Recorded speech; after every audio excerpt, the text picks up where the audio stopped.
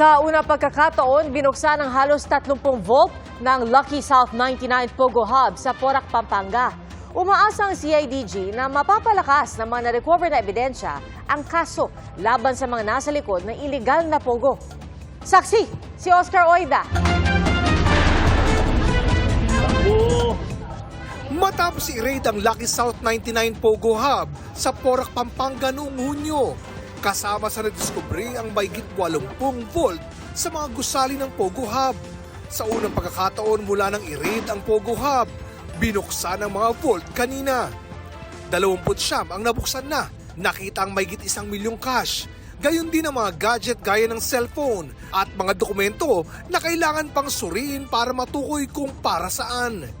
Pwedeng yan din yung cellphone na ginamit na parang embudo ng mga pera, no? Yung kung saan centralized pumapasok yung mga naloloko nila, yung mga pera nung naloloko nila. At tapos, through a crypto wallet, doon nila wini-withdraw. Natagpuan din sa mga vault ang foreign passports. Yung bagong dating na mga Pogo workers, diyan nila tinatago, hinahawakan nila yung mga passport ng mga tao para hindi makapalag sa kanila. Paano ka makakalabas kung wala kang passports? Paano ka makakauwi sa bayan mo o sa bansa mo kung wala kang passport? We are hoping na mapalakas natin ang kaso laban sa mga perpetrators, kung sino ang mga naging incorporators and other officers of this illegal Pogo. Now, kung may mga further documents pa or evidence na makita natin, siguro madadagdagan pa yung kaso laban sa kanila.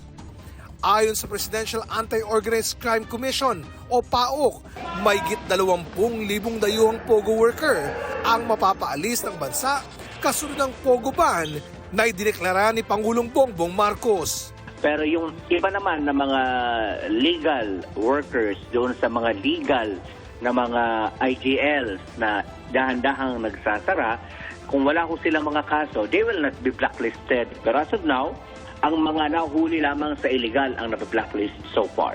Sa batch ng mga pinadeport na Pogo worker kahapon, ayon sa PAOK, 27 Chinese citizen lang ang natuloy ang biyahe sa 33 nakatakdang ipadeport. Ang 6 kasi may hold departure order sa iba't ibang kasong kriminal. Halos 1,700 Pogo worker na ang naipadeport mula noong May 4, 2023. Para sa GMA Integrated News, Oscar Oida ang inyong saksi. Mga kapuso, sama-sama tayong maging saksi. Mag-subscribe sa GMA Integrated News sa YouTube at para sa mga kapuso abroad, samahan niyo kami sa GMA Pinoy TV at sa www.gmanews.tv.